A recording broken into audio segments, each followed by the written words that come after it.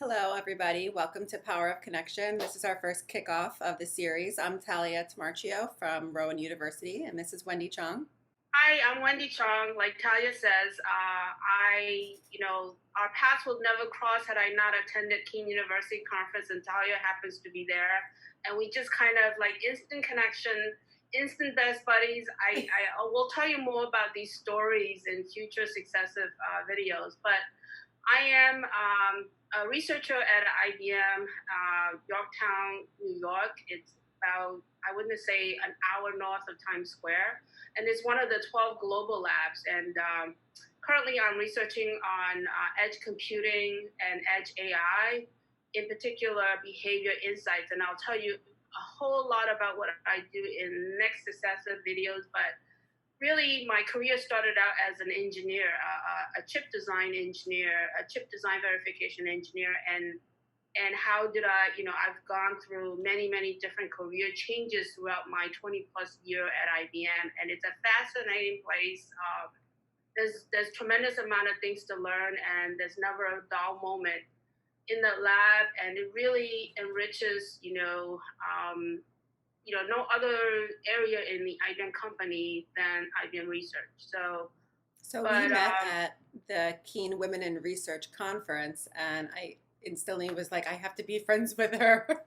So we talked a lot, and Wendy has given me a lot of insight, and she also helps me and mentors me, and I just wanted to share that with everybody as well. I think that this is a great thing that we're doing. thanks, Talia.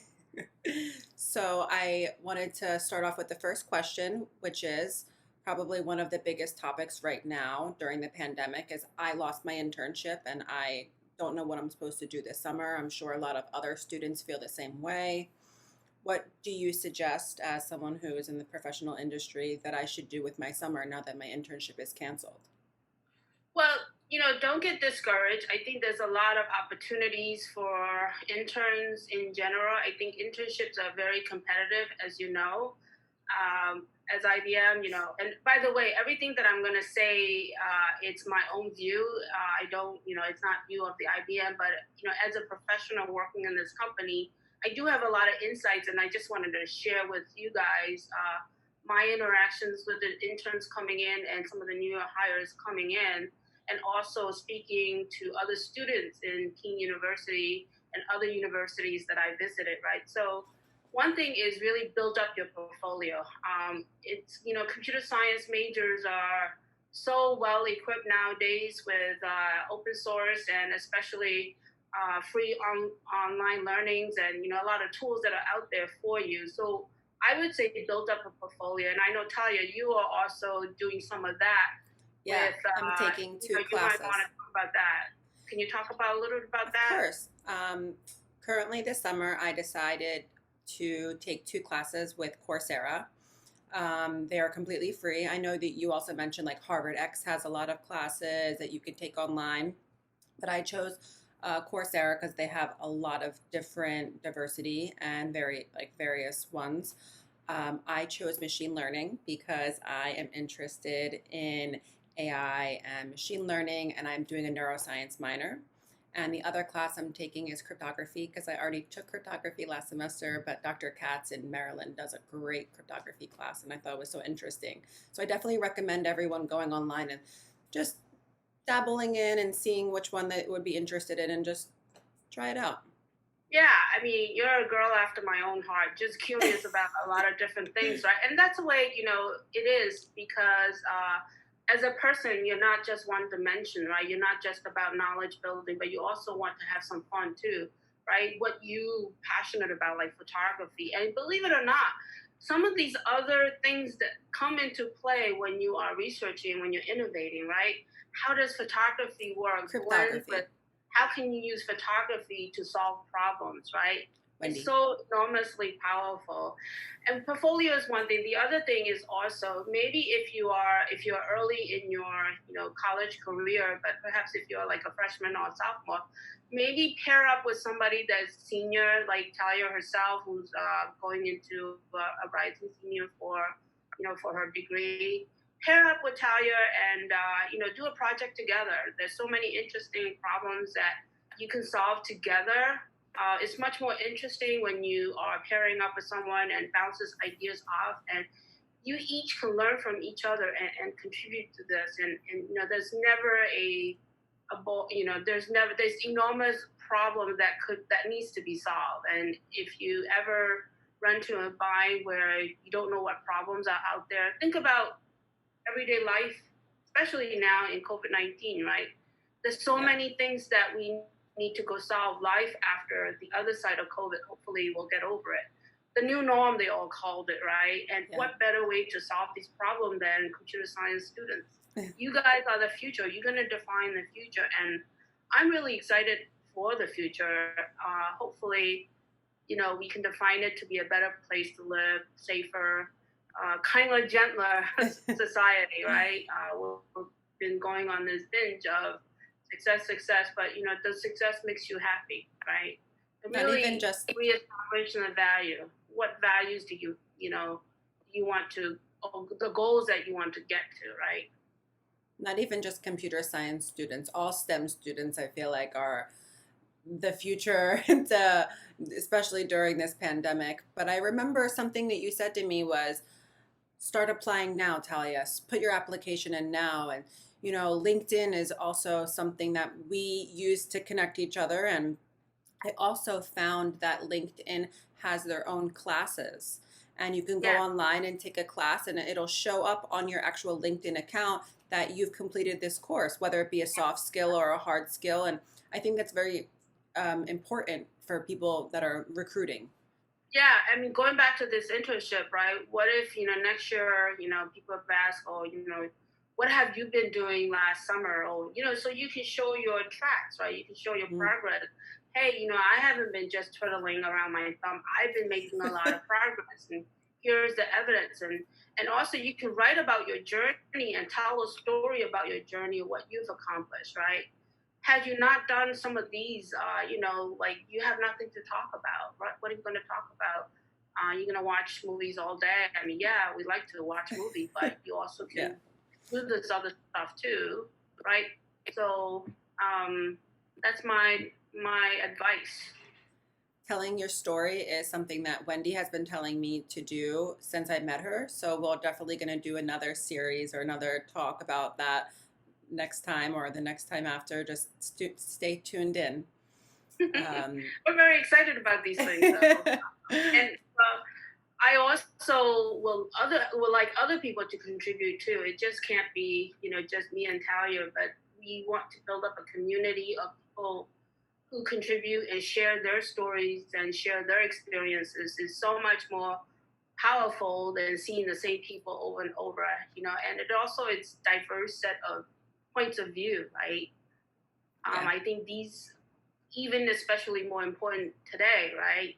In today's climate, where diversity is a necessity to grow this community and to make a better place for us, all of us, to live. Yeah. Moving on to our next question. What do you do to take care of yourself during the pandemic, Wendy? So I think there are three things that I always try to look at it every day. Like, am I, from the wellness perspective, I also look at it from a time management perspective. And then because we work, a third or 2/3 of your time, although I try to cut less than 2/3 on professionally, like work time, right? So I religiously take care of myself every morning, usually Monday through Friday. The weekends are a little irregular because of family time, but that's cuts into time management. But every day during the workday, 10 minutes yoga in the morning before breakfast to get me energized and recharged and refreshed. And then I take a shower and then have breakfast. And by around 8 o'clock, I start to roll into work mode. By the way, I also try to dress myself and do my hair as if I'm going physically to work, because that's just the way I carry myself professionally, right? And also a lot of time, especially now in pandemic, we also go through virtual meetings, and a lot of times some executives do like to see you face, on video. So you want to be prepared in case, someone, wants to do a video chat, and you're prepared, always prepared. So I made it a practice to do that every day as a work day. Time management, you know, I also make sure that I have enough time to eat lunch, enough time to eat dinner, and exercise at the end of the workday. I do about 30 minutes walk around the block, and I listen to my favorite podcast. So I've been able to sneak in some of the things that I want to do as I walk, right? So time management is very important. Wellness, exercise, eat well.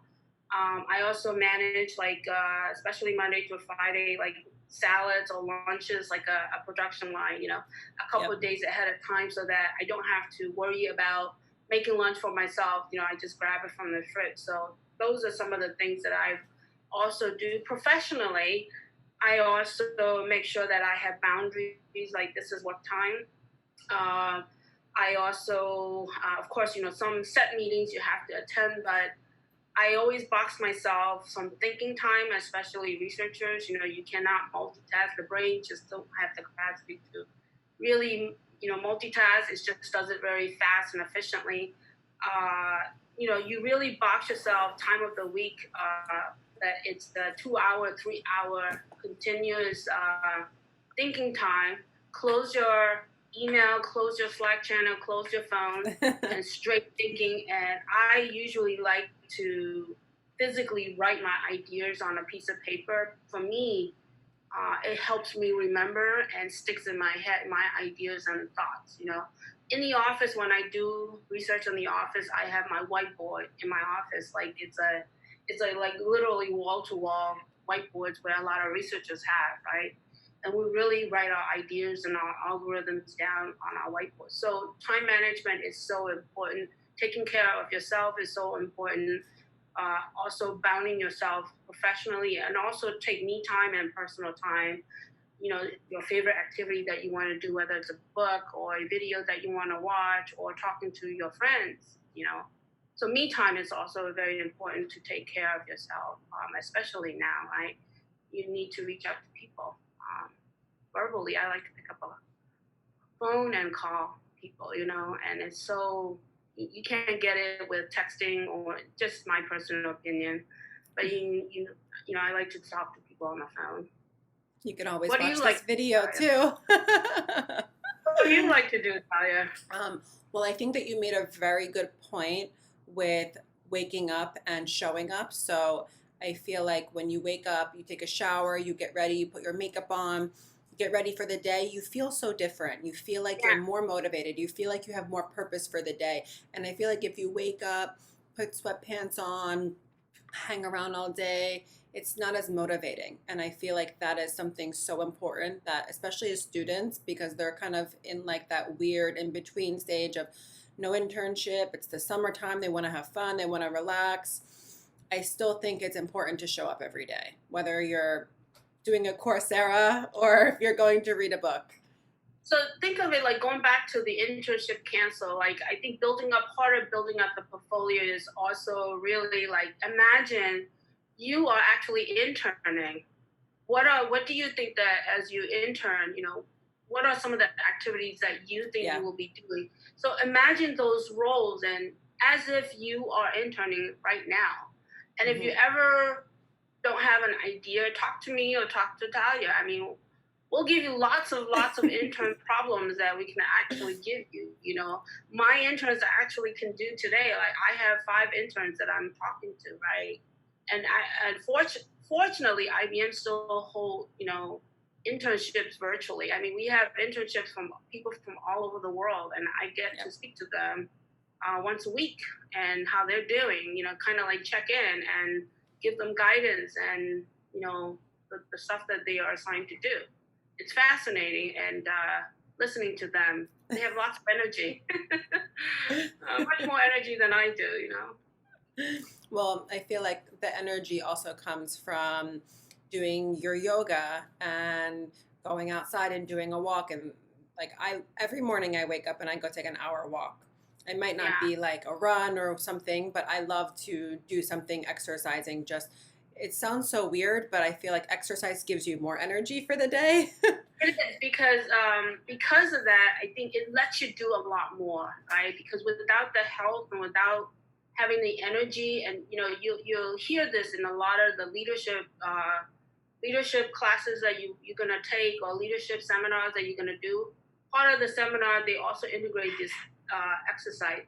The exercise, the concept behind it is, do you have the stamina to lead other people? Without that energy, without that stamina, you really cannot do the work, the heavy duty work that you're going to be doing. So you must have that. Otherwise, you're going to get really worn down, and you're not going to be resilient to be able to solve or work on these problems Yeah. that you want to do, right? And self-care is so important. It's almost like someone has said, you got to give the mask to yourself first before, on the airplane, if a disaster strikes, right? You got to put your mask on yourself first before you give it to your child or whatever. And that's it so sounds relevant. counterintuitive, but it is true, right? You got to take care of yourself so that you can take care of other people, right? It's just like that. And that's so relevant right now during the pandemic, taking care of yourself so then you have the capacity to take care of others, right? Yes. Especially some of us are mothers, right? It's just like that. You cannot take care of your children if you're not well. Yep. And you also can't contribute to whatever job or internship or whatever assignment you're doing for school, because you're going to have to collaborate with people, right? Even you still collaborate right now, whether it be virtually or not. You have to make sure that your side is good as well, so you can work with others. And it's so much fun to be working with somebody. I mean, it's boring when you have to work on your own, right?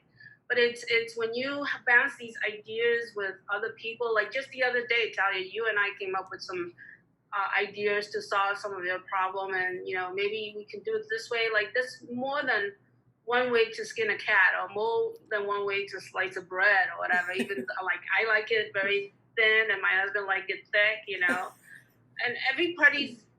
And then that's what makes the innovation so much richer, right? Because of the diverse values and diverse viewpoints, and multiple ways to solve a problem, right? So I think women are very well equipped to solve these things, especially, right? Because they are mothers. Yeah. They're it's like an innate thing inside of us that we want to take care of everything, and we end up doing it. Yeah, it takes a village to raise a child, right? And at the end of the day, women are the caretaker of our home in general, I want to say, our villages, but our society, right? I think, look, we are 50% of the population, So just get in there and get involved is how I do it. Don't think of it as big things, but like Talia, you and I talked about mini goals. Yep. Many goals that you can achieve and set yourself. And I always have these little sticky notes as mini goals, right? That I use, and sticky notes I use and stick around. And I always check off these mini goals that I've accomplished, and then I compile them at the end of the month and look at myself. Wow, I really did all that. And when you see all these sticky notes, number of sticky notes, you feel good about yourself. And when you feel good about yourself, you want to do even more. Exactly. And that's really motivated every day. I can't wait, to solve whatever problem that I need to solve. But when you make it like such a big goal, when you don't achieve it, it just gets a little disappointing. Yeah. But when you compile at the end of the year, like a lot of us professionally have to, write accomplishment for the year. And when you write things down and look at them, it's almost like your accomplishment writing is already done. You just have to write a story about it and piece them together. Most people don't realize it because it's very hard to remember what you've done throughout the year if you don't write them down, right? Yeah. So it's easier to chunk your work items to smaller pieces than one big piece. It's very hard to do because it's just looking at it, it's just too scary. But when I chunk it to a smaller component, you can get them done. Especially it's just like writing a little functions, right? Yeah. In a computer side, writing a little functions, right? For me as a student, when I see like a big task, I immediately get intimidated. And I'm like, oh my Wow. gosh.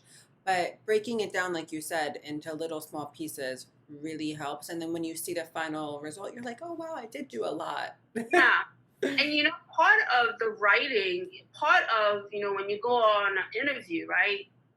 You can tell the story even if you didn't complete the project, but the telling of the story and the journey that you took and the problems that you solved, it's amazing, that you can tell, you tell that story to the interviewer.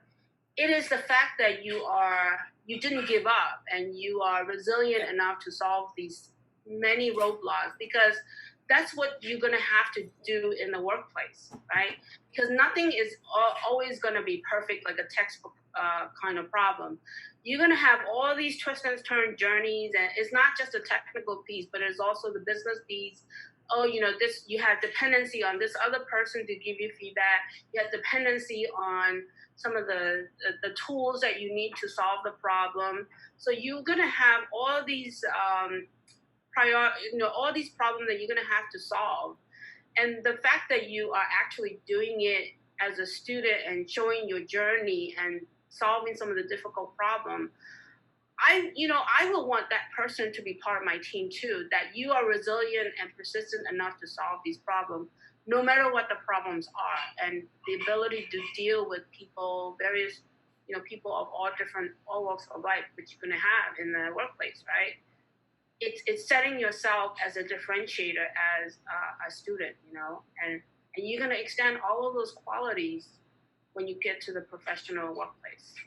And I think right now is the perfect time to sit and think about your journey and start writing down all of the things that you've accomplished. And even right now, going through something in your journey, this could be a hard time for many people, or it might be a time for reflection or a time for like skill building. And, you could always tell your journey of what happened to you or what you did or how you handled it during the pandemic. And talk to people, reach out to people, other students, other professionals. I mean, there's so many people like myself on LinkedIn. If you ever get connected, a professional, people love to help. People love to share their experiences. I have a lot of colleagues I've already reached out to, some still working, some retired.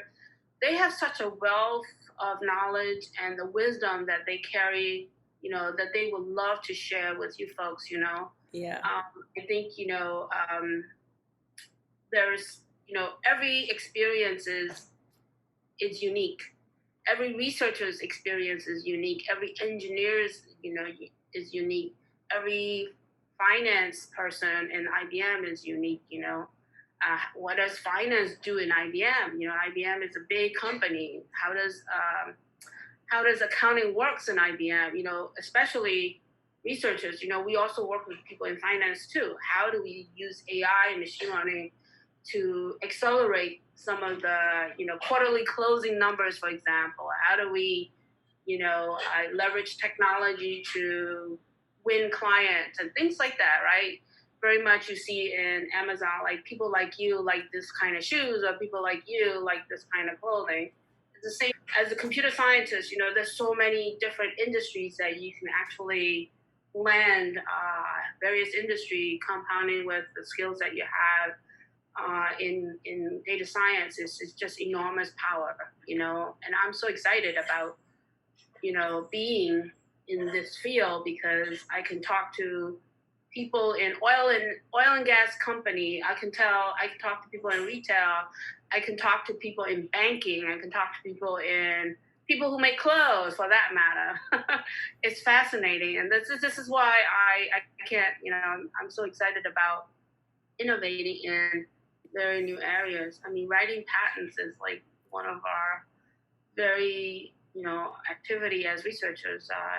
I also have like many research that relates to makeup and fashion, and I like these kind of research, and it's fascinating.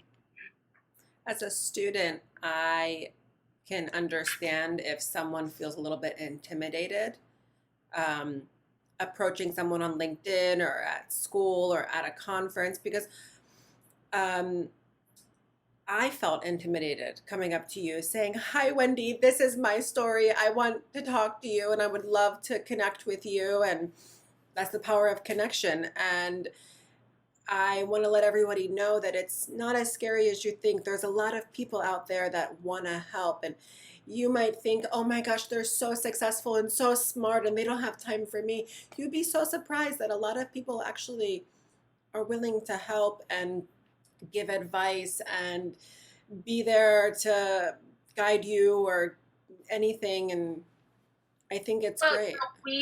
we are people too. We have, and I used to think like that too, believe it or not. I used to think that senior executives are not people, vice presidents are not people. They're also people too.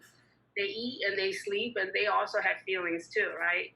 And one thing that maybe it's an icebreaker, is when you get to these type of events, a couple of things that I've used for myself is come prepare. Let's say if you know somebody that's going to be appearing on that event, research on them, what Yep. they are, what their profession is, what industry they're in, and what they like to do. Sometimes they'll put like what they like to do as a personal, like for me, I like shoes and I like fashion. Talk about makeup or whatever, right? To break the ice, and people like to talk about themselves, like professionally, and they love to tell you their own stories, right? So do a little research on them before you go to this event, and Or even a but don't professor. yeah, and do a small talk, and and what do you do for it, instead of not being too personal, but it's just like talk something a common topic that this person Yeah. is all about, right? So in that way, you get instant connection. Like if you don't have the connection, you moved on to the next person. But if you have a connection, you follow up, right? You send an email. I got an email from Talia. I was fascinated by your story. It's almost like I can't stop talking about her story. And this all started out, right? With the power of connection. Right? And you don't know, it's serendipity too, right? You never expect it. And a lot of things, people, connect up with people, and boom, there's some innovation going on. I mean, there's countless stories how companies started, right? Countless stories. Which I think is why we created this, the power of connection. And we hope to connect with all of you. And hopefully, you guys create more connections. Then we build the greatest women community in STEM. Yeah, I mean, I'm very excited about this community. I think it is very unique. I know there are there's lots of activity out there connecting women, but I think we have to keep the momentum going. Small way, you can't have, my philosophy is just build up a little bit at a time, and we'll see what happens, right? We'll see what happens, and without showing up to these kind of and participating, we wouldn't be anywhere. Yep. So I think we have a lot of things that we can contribute to the society, and it really make you feel really proud of yourself. When you make an impact on people's lives, you feel good about yourself, and when you feel good about yourself, you naturally will excel, and you will naturally will produce good things. Yep. So with that, thank you everybody for listening to me and Talia. I really appreciate it, and We will see we you next look forward time. to chatting with you next time. Bye bye. Thank you.